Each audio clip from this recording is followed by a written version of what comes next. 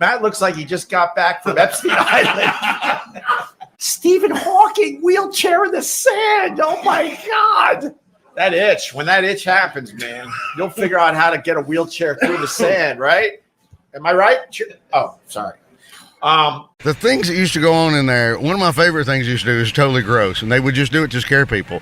Chario, the old dude, had a laptop, and he would unfold the laptop and open it up and leave it when you walked in the front door, and all he put was black porn with giant black men having sex with white women in the butt.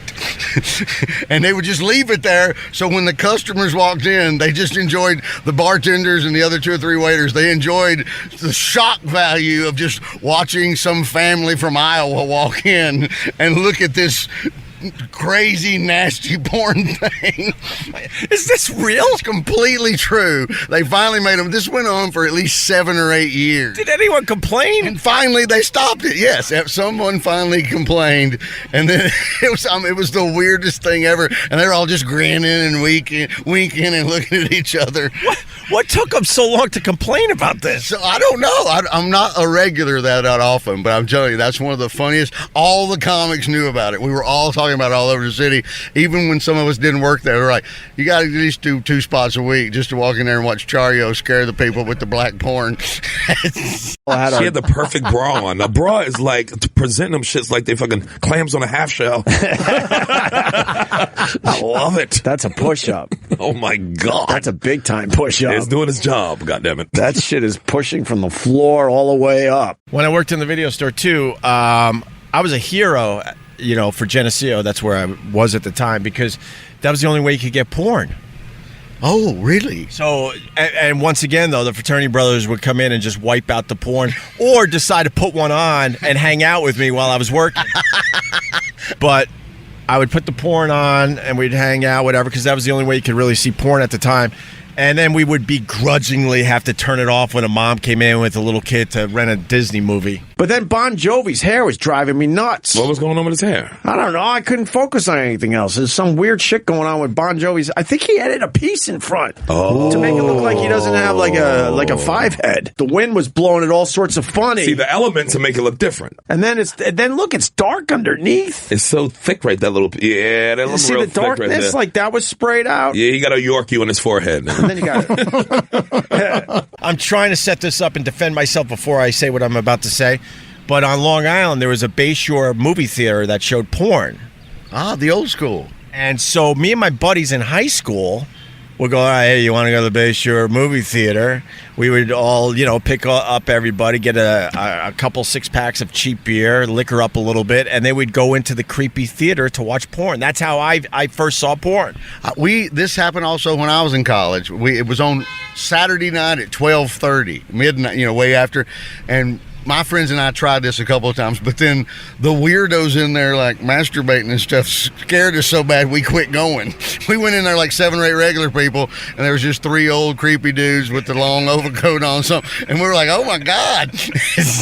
We definitely felt all that, and it was just weird, but I'm talking in the 80s, man. It made sense at the time that this is what you did to, because you didn't want to go in the porn theater by yourself because you literally felt like you would be assaulted. Which one would you suggest for me? I would say sativa. Is that good or bad? Because I want you to. That's a heady heady one, yeah. Yeah, all right. It's not too much of a body high, right? It's like a heady. A heady? I think Opie needs that vacation. I call that the poor man's vacation.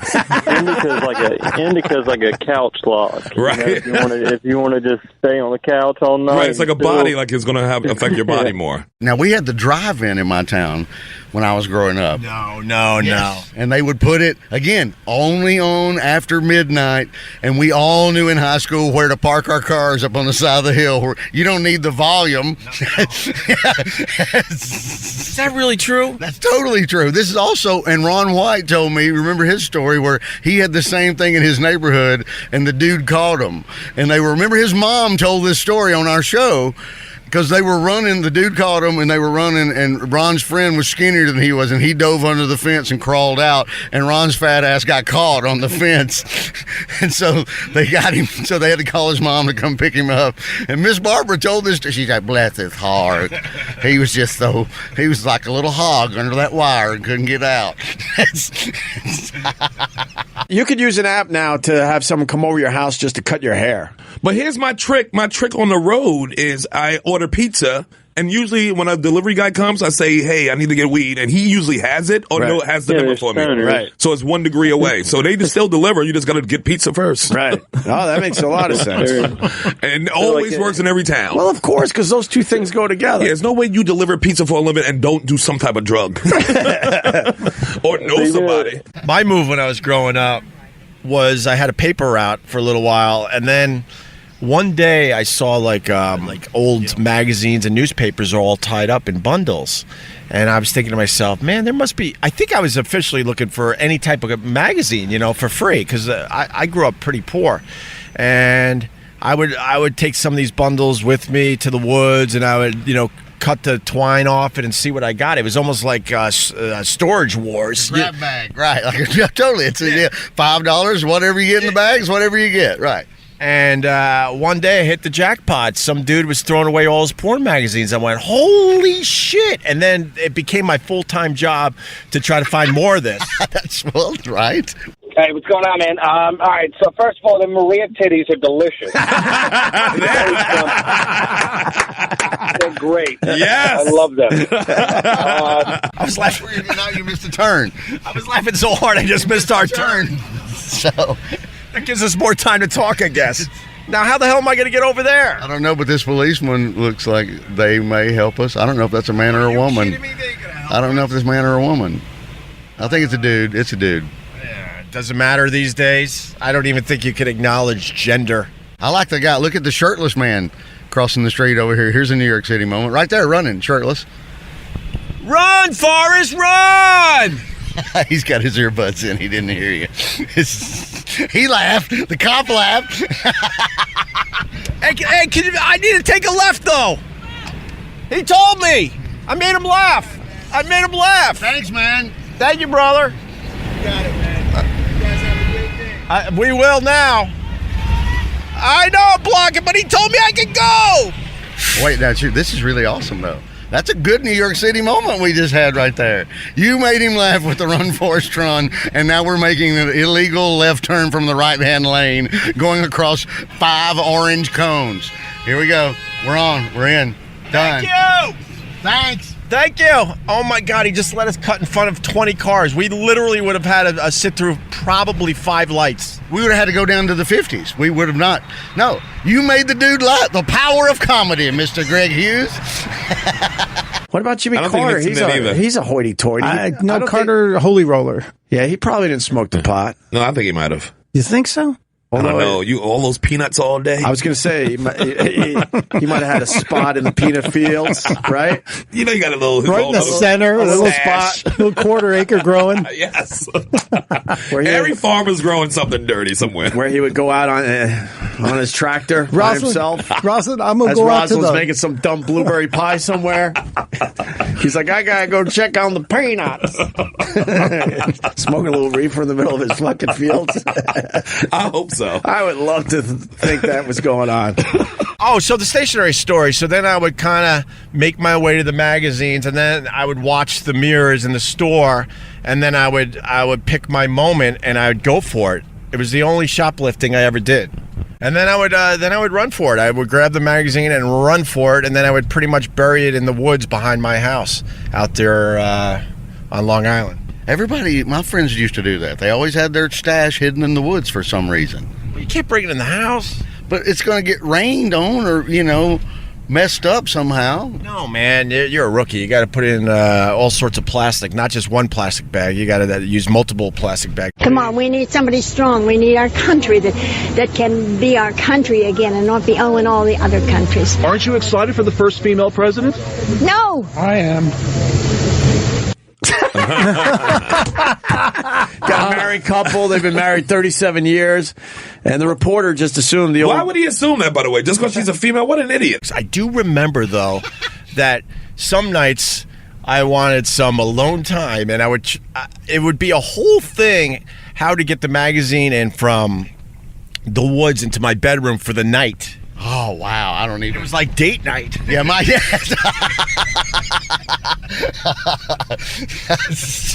Oh, my God. I love that song, Muse and Uprising. That's how we start a radio show, right, Stuntbrain? Exactly, sir. Yes, sir. Rise up and take the power back. That's what's happening right now. Right now. And then it goes, it's time the fat cat's had a heart attack. You know that their time's coming to an end.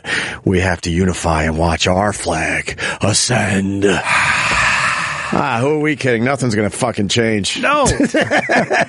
My brother is so much older than me. My aunt got him a Playboy calendar. So when he's like 17. For his 16th birthday, he wanted a Playboy calendar. My mom allowed this because it's the 60s, so it's just boob shots mainly. But I'm a kid. I'm 12 years. I'm roaming around the house, and I couldn't get in his room enough. I was sitting in there like 7 or 8 years old going, I don't know why this is exciting for me, but this is really, really good.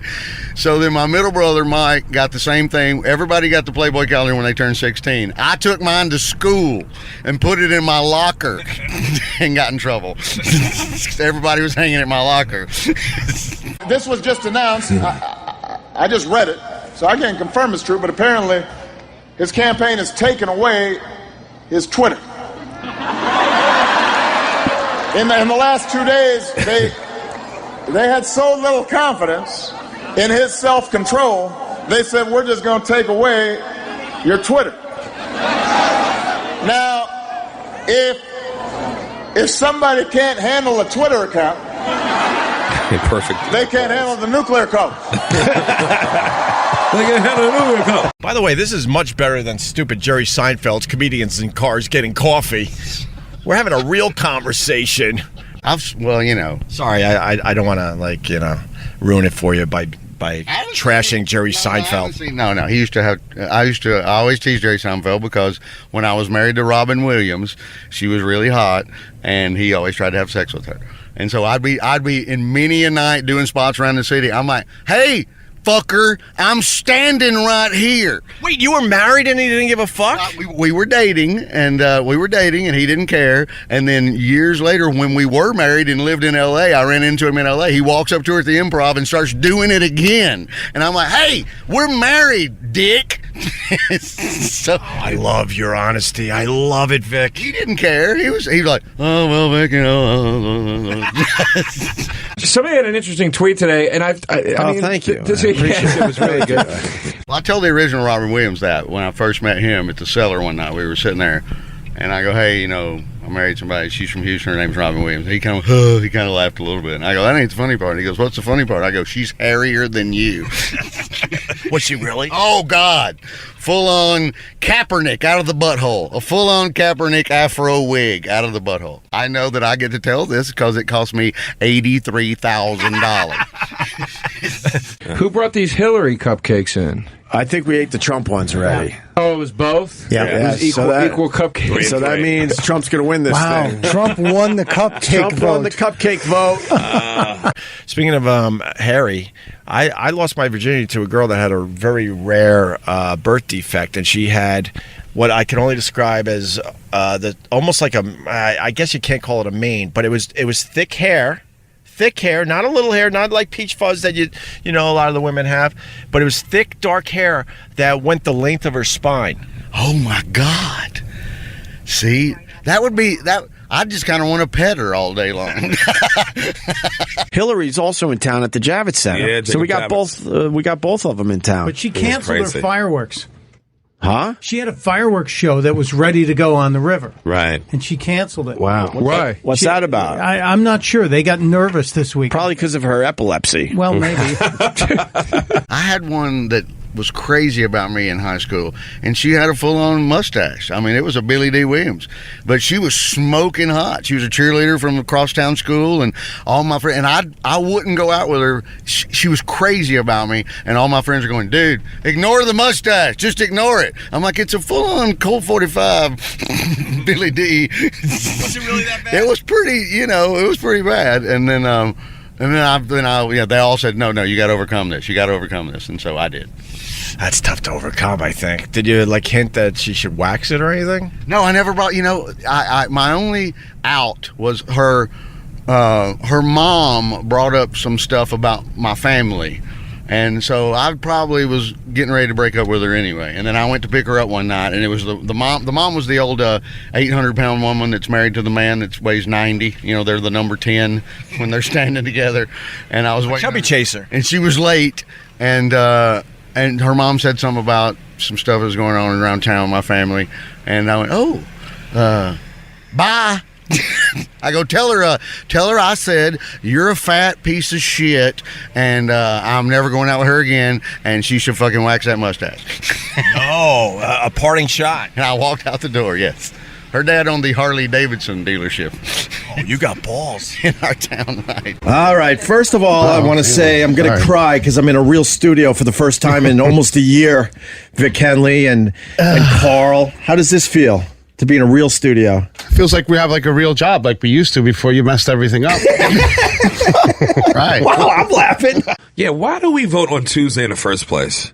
Wow. I mean, if you ever wanted somebody to come to an event you were throwing, I'll tell you would you why. throw it on a Tuesday? No, it goes. You really don't want people to vote. That's like when I get booked, to do with the headline. Yes, you can't play from Sunday to Tuesday. We're thrilled to be here to talk to Chris Voss. I was thrilled to have your people reach out to me and go, whoa, Ope's back. He's doing a podcast. The guys want to, come on and say hi. Yeah, man. Well, you've been a supporter of us right from the get-go, so that means a lot to me, man. I'm old school. I come from Wisconsin, farm family. You know, we appreciate that shit. And you don't forget. Hell no. I'm also half Italian. We don't forget. No kidding. Yeah, you can say that again. How many? Hey, Carl. How many people forgot over the years? I was keeping a tally. Everybody. I think you're the only one. Yes, I think you're the only one. Literally, Chris is the only one. You're the only one. You sure you want to do this? I want to do this. I'm starting to think it might be me. When Pete Holmes' talk show was still on the air, one of the first monologues we ever wrote was about how dumb daylight savings time was and how we didn't need to do it just for the farmers. Dude, the hate mail was astounding. Really? Yeah. Just and all written on it's all written on dry corn husks. Well, that's the funny thing is the monologue was so obviously being absurd. We were like, these farmers with their perfect lives, they play football with corn cobs on the field. We were just making these like ridiculous jokes about how you go to your barn dance and have a good time. And they were like, you got no fucking idea. Find out when the sun sets on December 21st. I kind of like that. 3-something, I'm telling you. I kind of like that time of year because it is a beautiful excuse to just booze. It is just a great. It is. Boozing That's why I don't know. I'm still trying to figure out why the Irish drink so much. It's always sunny. Yeah, when I was in Ireland over the summer, they were hitting hard 10 p.m.s. With the sun still out. I was in Ireland over the summer. Rules. No. I'm saying at a festival. I was at a festival, and it was like 10 p.m. and it would still be hard sun outside. Really? Yeah. They were not hot. The last thing Irish people need is a lot of sun. They should make an adjustment there. It stayed light long. They're keeping banana boat in business. That's how they're doing it. That's crazy. God, you would think going after farmers and daylight savings would be a safe topic for you guys. You would also think we weren't going after them. We were being ironic. You would also think farmers aren't watching late night TV. I thought they were in bed after Jeopardy. That's what I always thought. That's like when all those Amish people got mad at Weird Al for Amish Paradise, and it was like, and then he went on the Grammys and he goes, "Shame on you! You should not be watching this right now." He's right. They got offended, the farmers did, because of all people to talk shit about farmers. Pete Holmes, with his big white pasty body. Yeah. You know how many farms it took just to make him so? He looks like a big farmer. You know how much dairy milk had to go into that big white fucking torso? That's the fucking bastard. Pete's eating up all their livestock. Yeah. Pete looks like he attacks farms in the night and eats the chickens. He's the reason there's crop circles, because he's just running around eating in a circle. Holmes is in town. Yeah, there's Pete Holmes. Go to the You've Got Mail guy. You remember You've Got Mail. Yes, I'm happy to him. Well, this is what he's doing these days. This is my Uber driver, and he just told me something very special, that he's the voice behind... Welcome. You've got mail. No way! Wow. Do it again. Welcome.